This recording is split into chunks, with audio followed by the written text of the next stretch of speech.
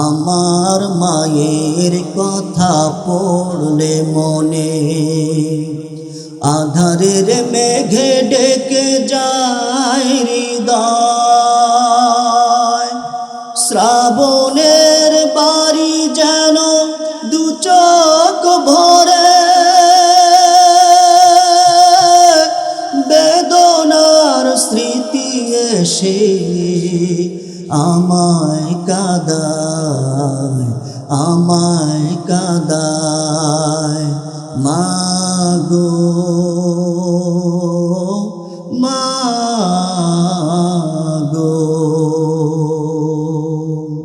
মায়ের আঁচল নিড়ে তোমরা যারা আছো মার স্নেহের ছায়া, বুঝবে কি করে বলো মা ছাড়া এ জীবন কত অসহায়। মায়ের স্নেহের বুঝি নেই তুলনা। মাগো মাগো, আল্লাহ তাআলা আমাদেরকে এত নিয়ামত দান করেছেন, এত ভালোবাসা দান করেছেন। আল্লাহ তাআলা তিনি বলেন, ওয়াল্লাযীনা আমানু আশাদ্দু হুব্বান লিল্লাহ। যারা মুমিন তাদের দিলের ভিতরে আল্লাহর প্রতি ভালোবাসা চূড়ান্ত পর্যায়ের ভালোবাসা থাকে। আল্লাহ তাআলা বলেন, যারা মুমিন হবে তারা আমাকে ভালোবাসবে। শুধু তাই নয়, নবীকে ডেকে বলেন, হে নবী আপনি আমার পক্ষ থেকে আপনার উম্মতদেরকে বলে দিন, কুল ইন কুনতুম তুহিব্বুনাল্লাহ ফাত্তাবিউনি ইউহিব্বুকুমুল্লাহ ওয়া ইয়াগফির লাকুম যুনুবাকুম আল্লাহু গফুরুর রহিম। আল্লাহ তাআলা নবীকে ডেকে বলেন, হে নবী আপনি আমার পক্ষ থেকে বলে দিন, কুল হে নবী আপনি বলে দিন, ইন কুনতুম তুহিব্বুনাল্লাহ যদি তোমরা আল্লাহকে ভালোবাসতে চাও, ফাত্তাবিউনি তোমরা আমি নবীকে অনুসরণ করো। যদি তোমরা আমি নবীকে অনুসরণ করো, আল্লাহ তাআলা তোমাদেরকে ভালোবাসবেন।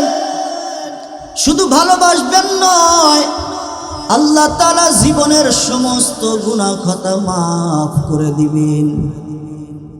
আল্লাহ তাআলা নবীর মাধ্যমেও ঘোষণা করাইলেন, যারা আল্লাহকে ভালোবাসতে চায় তারা যেন নবীকে অনুসরণ করে। আর নবীকে অনুসরণ করতে হলে নবীকেও ভালোবাসতে হবে। হবে কি হবে না? ভালোবাসা ছাড়া কেউ কাউকে অনুসরণ করতে পারে কি? যে যারে ভালোবাসে তাকেই অনুসরণ করে। আজকের যুবক যুবতী তারা নকল করে, চুলের কাটিং নকল করে। এটা তখনই করে যখন সে ভালোবাসে। ভালোবাসা ছাড়া কেউ কাউকে নকল করে না। তাহলে আল্লাহ তাআলা যে বললেন, আল্লাহকে যারা ভালোবাসতে চায় তারা নবীকে অনুসরণ করতে হবে। আর আমি যখন নবীকে অনুসরণ করতে যাব তার আগে নবীকে ভালোবাসতে হবে কি হবে না? ভালোবাসা ছাড়া কেউ কাউকে অনুসরণ করে না, ঘৃণা করে। তো নবীকে অনুসরণ করার আগে নবীকে ভালোবাসতে হবে। আল্লাহ রাসূল তিনি বলেন, ক্বালান নাবিয়্যু সাল্লাল্লাহু আলাইহি ওয়াসাল্লাম, লা ইউমিনু আহাদুকুম হাত্তা আকুনা আহাব্বা ইলাইহি মিন ওয়ালিদিহি ওয়া ওয়ালাদিহি ওয়ান নাসি আজমাইন। আল্লাহ রাসূল বলেন, তোমাদের কেউ ততক্ষণ পর্যন্ত পরিপূর্ণ ঈমানদার হতে পারবে না যতক্ষণ পর্যন্ত তোমাদের পিতামাতা, তোমাদের সন্তানাদি, এমনকি দুনিয়ার সব কিছু থেকে একমাত্র আমি নবীকে বেশি ভালো না বাসবে ততক্ষণ পর্যন্ত পরিপূর্ণ ঈমানদার হতে পারবে না। আল্লাহ রাসূলও বলে দিলেন, দুনিয়ার সব কিছু থেকে আমাকে যদি বেশি না ভালোবাসো তাহলে পরিপূর্ণ ঈমানদার হতে পারবা না। আল্লাহর রাসূলের একজন ছোট্ট সাহাবী, তার নাম তালহা ইবনে বারা রাদিয়াল্লাহু তাআলা আনহু। 7 বছরের ছোট্ট বালক, এই ছোট্ট বাচ্চা আল্লাহ রাসূলের দাড়ি চুম্বন করে, রাসূলের কপালে চুম্বন দেয়, গালে চুম্বন দেয় আর বলে, ইয়া রাসূলুল্লাহ, আমি আপনাকে খুব ভালোবাসি। আল্লাহ রাসূল বলেন, তুমি আমাকে ভালোবাসো? কয়, হ্যাঁ ভালোবাসি। যদি ভালোবাসো তাহলে প্রমাণ দাও। ওই সাহাবী তখন বলে, কি প্রমাণ চান ইয়া রাসূলুল্লাহ? আল্লাহ রাসূল বলেন, এই নাও তরবারি নিয়ে যাও, তুমি তোমার বাবার কাল্লাটা কেটে নিয়ে আসো, মায়ের গর্দান কেটে নিয়ে আসো, আমার সামনে হাজির করো। যদি হাজির করতে পারো তাহলে বুঝবো তুমি আমাকে ভালোবাসো। আল্লাহ রাসূল যখন এই কথা বললেন, ওই তালহা ইবনে বারা রাদিয়াল্লাহু তাআলা আনহু সাথে সাথে সে তরবারি নিয়ে দৌড়ায়। আল্লাহ রাসূল পিছন থেকে ডাক দেন, হে তালহা, তোমাকে আর যেতে হবে না, আসো, তোমার পরীক্ষা হয়ে গেছে, আসো, তোমার পিতামাতার কাল্লা কাটতে হবে না, তুমি যে আমাকে ভালোবাসো তার প্রমাণ হয়ে গেছে। সুবহানাল্লাহ, জোরে বলেন। তালহা রাদিয়াল্লাহু তাআলা আনহু এরপরে কিছুদিন পরে তিনি বাড়িতে চলে গেলেন। তার বাড়ি হলো কুবাতে। কুবাতে বাড়িতে যাওয়ার পর অসুস্থ হয়ে গেল। অসুস্থতার খবর পাইয়া আল্লাহ রাসূল কুবাতে গেলেন, দেখতে গেলেন, দেখলেন যে অসুস্থতা, বিছানায় শুয়ে আছে।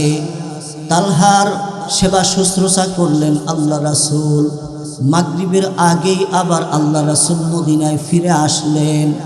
বলে গেলেন, তালহা যদি এই রাত্রিতেই মারা যায় তাহলে আমাকে খবর দিবা, আমি নিজে হাতে তালহাকে গোসল করাইব, নিজের হাতে কাফনের কাপড় পরাইব, আমি নিজে তাকে জানাজা করিয়া নিজের হাতে তাকে কবরে নামাইব।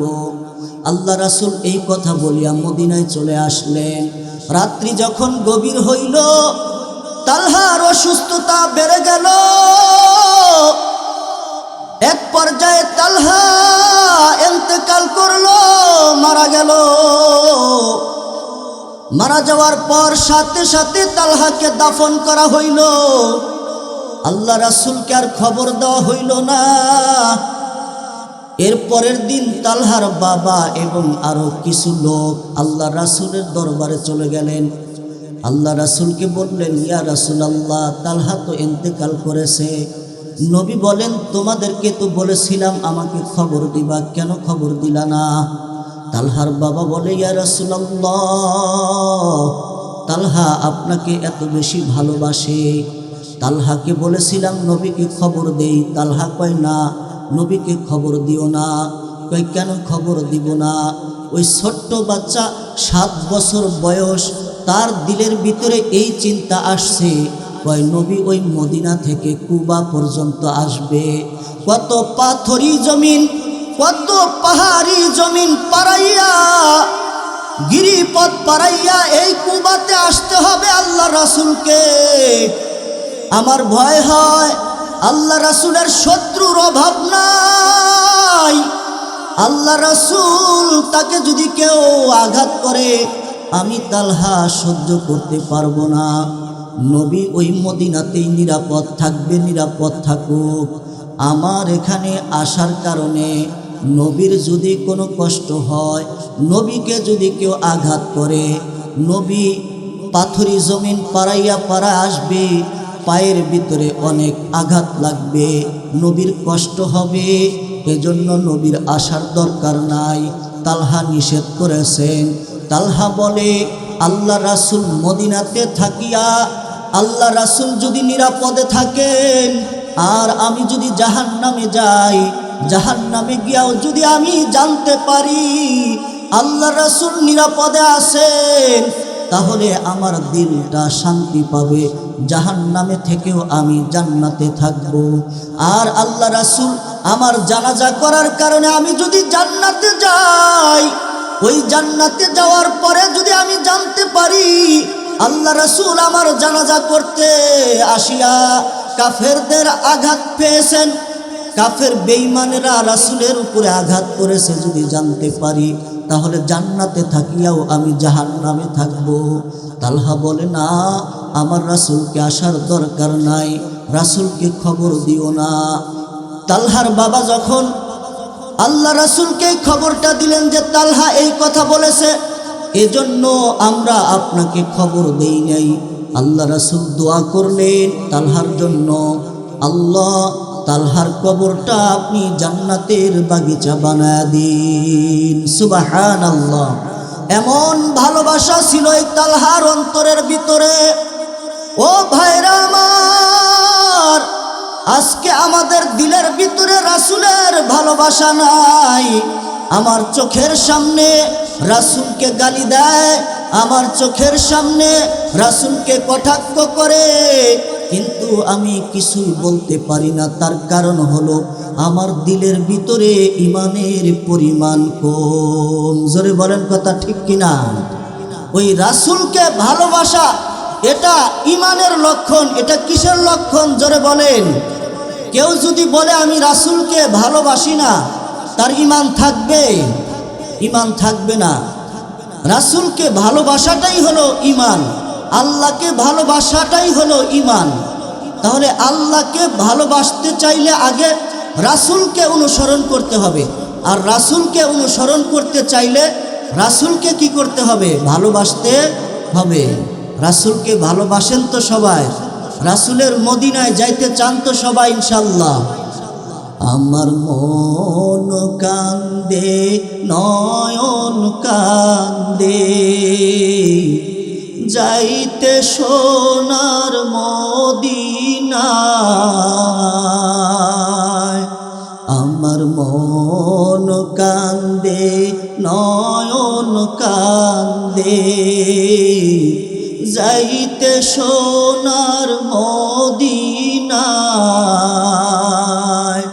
কেমনে যাব সেথায় নাই তো কোনো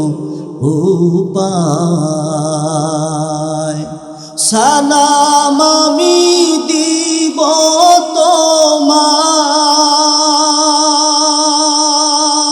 তোমায়, সালাম আমি দিব তোমায়, নবী তোমার রওজায়।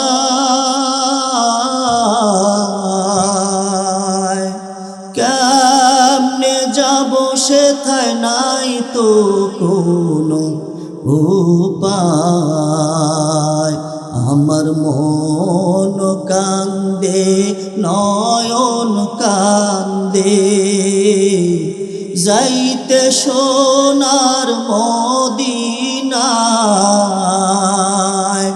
কেমনে যাব সেথায় নাই তো কোনো উপায়। মদিনায় যাইতে মন চায় কি চায় না? জোরে বলেন সবাই। আয় আল্লাহ সকলকে কবুল করে নেন।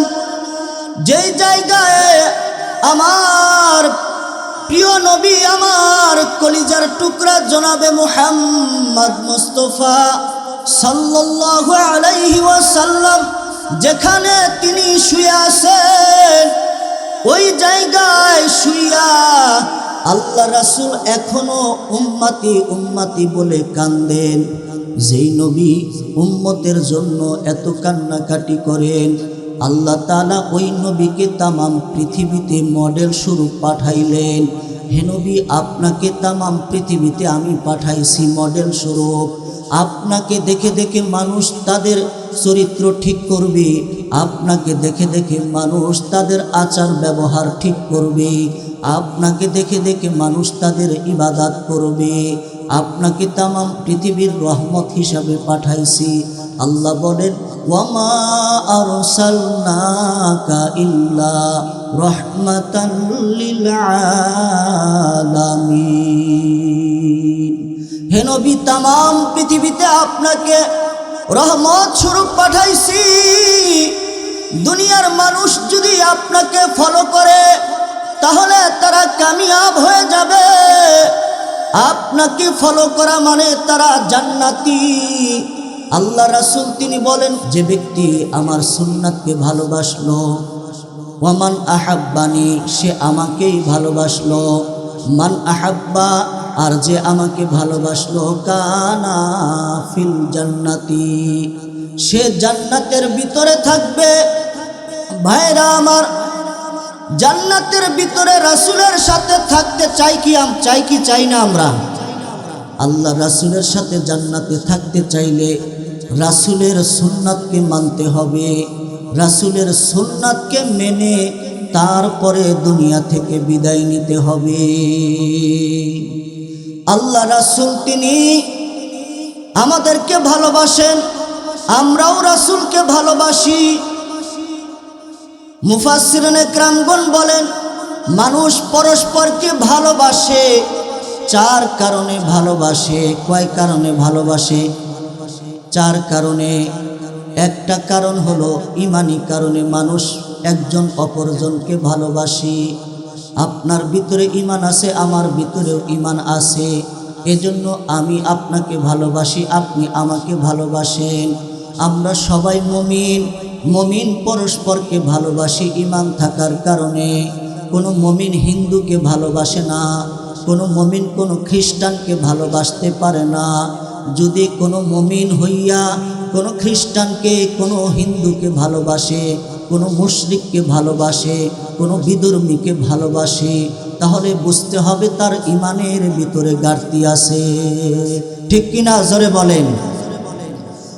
আমরা একটা কারণে ভালোবাসি, ঈমানের কারণে।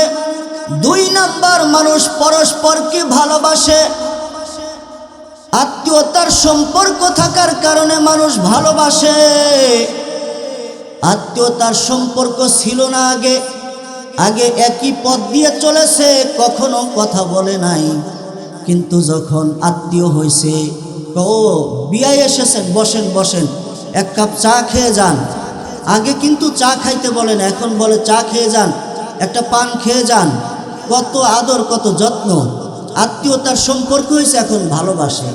তো মানুষ পরস্পরকে ভালোবাসে আত্মীয়তার সম্পর্কের কারণে। তিন নাম্বার, মানুষ পরস্পরকে ভালোবাসে রক্তের সম্পর্ক থাকার কারণে।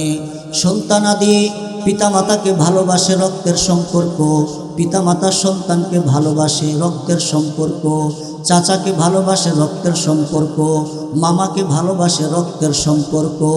আত্মীয় স্বজন যাদের সাথেই রক্তের সম্পর্ক আছে, রক্তের সম্পর্ক থাকার কারণে মানুষ পরস্পরকে ভালোবাসে। ঠিক কিনা জোরে বলেন? চার নাম্বার কারণ হলো মানুষ গুণের কারণে ভালোবাসে। যত সৌন্দর্য আছে তার মধ্যে উত্তম সৌন্দর্য হলো ভালো গুণ। গুণের কারণে মানুষ ভালোবাসে। কেউ ভালো পিঠা বানাইতে পারে, এজন্য তাকে ভালোবাসে। কেউ ভালো লিখতে পারে, এজন্য তাকে ভালোবাসে। কারো সৌন্দর্যের গুণ আছে, সুন্দর চেহারা, এজন্য তাকে ভালোবাসে। তো মানুষ গুণের কারণে ভালোবাসে। এই চার কারণে মানুষ পরস্পরকে ভালোবাসে। এবার আসেন, আমরা রাসূলকে কেন ভালোবাসি? রাসূলের ভিতরে সৌন্দর্যের গুণ আছে না নাই? উত্তম চরিত্রের গুণ আছে না নাই? আল্লাহ রাসূলের ভিতরে এত সুন্দর চরিত্র, এত সুন্দর গুণ আছে, তার সুন্দর চেহারা এত বেশি। আল্লাহ রাসূল একদিন বাহির থেকে আসছেন, আর অন্ধকারের ভিতরে হযরত আয়েশা সিদ্দিকা রাদিয়াল্লাহু তাআলা আনহা সুই তালাশ করতেছেন ঘরের ভিতরে। হঠাৎ করে আল্লাহ রাসূল ঘরের ভিতরে প্রবেশ করেছেন। যেই প্রবেশ করেছেন, রাসূলের চেহারা নূরানি চেহারার আলোতে, ঝলকানিতে পুরো ঘরটা আলোকিত হয়ে গেছে।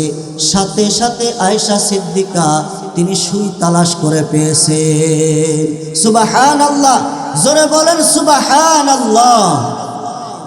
তো আল্লাহ রাসূলের ভিতরে গুণ আছে, সৌন্দর্যের গুণ আছে এবং উত্তম চরিত্রের গুণ আছে।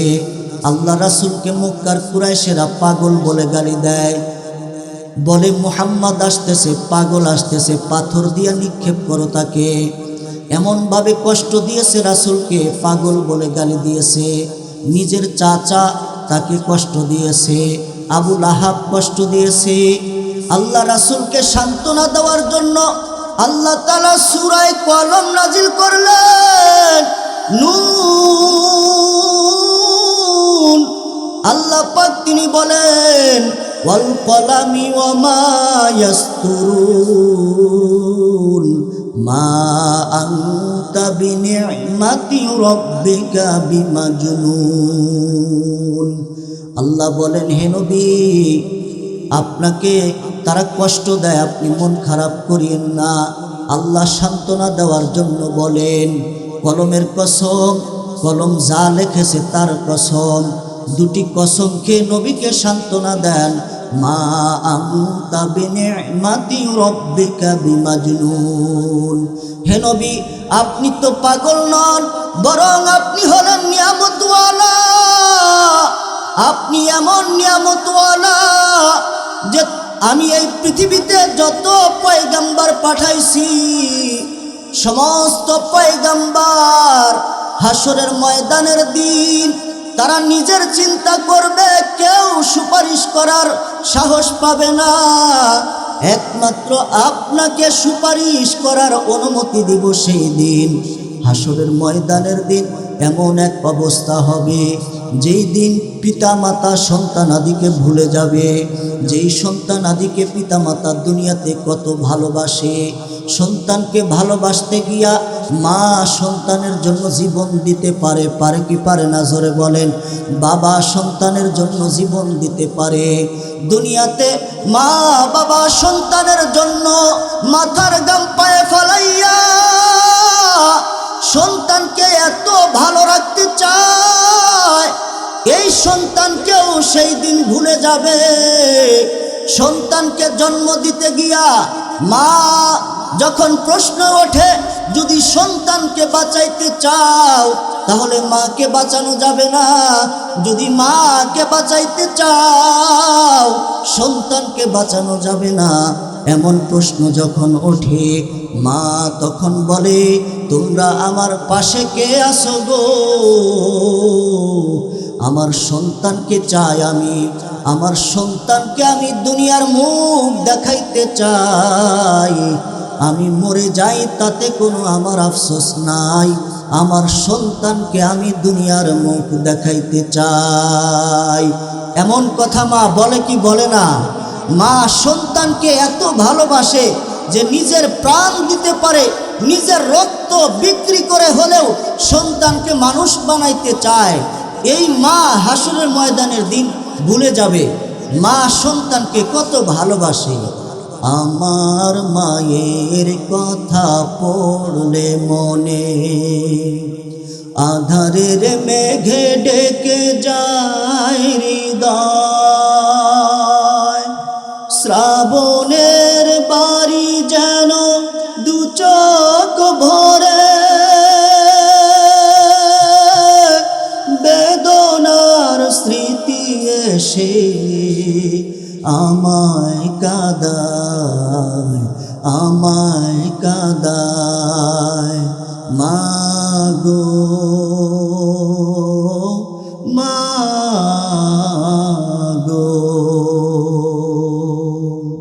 মায়ের আঁচল নিড়ে তোমরা যারা আছো মার স্নেহের ছায়া,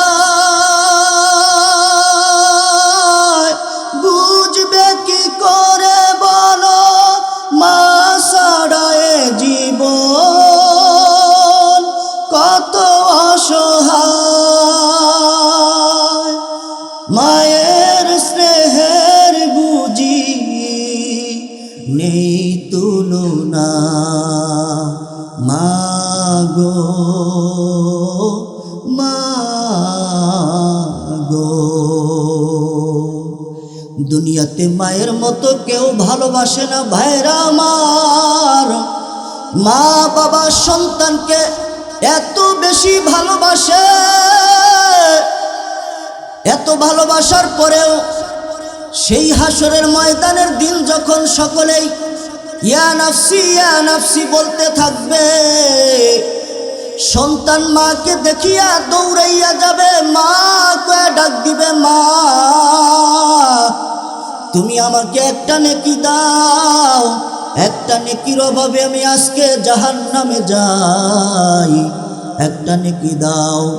মা সন্তানকে দেখিয়া অন্যদিকে দৌড়াইবে, সন্তান বাবার কাছে যাবে, বাবাও সন্তানকে দেখিয়া অন্যদিকে যাবে। আবার পিতামাতা সন্তানের কাছে সাহায্য চাবে, সন্তান আদিও পিতামাতাকে দেখিয়া পলায়ন করবে।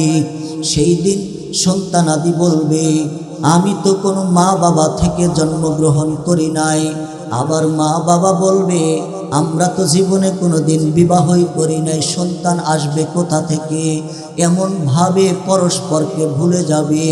অথচ মা বাবা দুনিয়াতে সন্তানকে কত ভালোবাসছে, সন্তান আদি মা বাবাকে কত ভালোবাসে। হাসরের ময়দানের দিন, সেই দিন ভয়ঙ্করের কারণে সবাই পরস্পরকে ভুলে যাবে।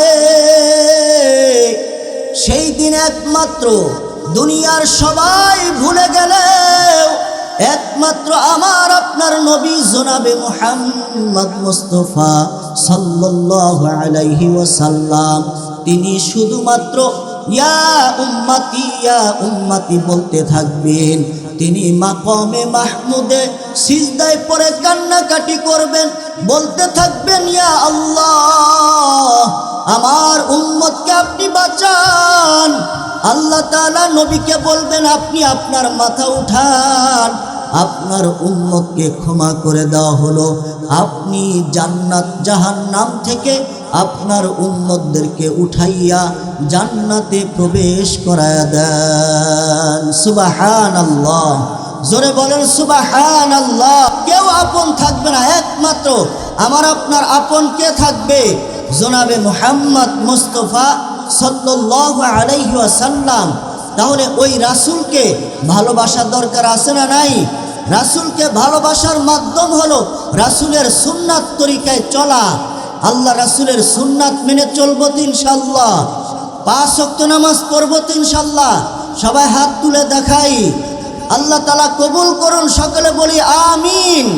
আল্লাহ তাআলা সকলকে রাসূলের সুন্নাত তরিকায় চলার তৌফিক দান করুন, সকলে বলি আমিন।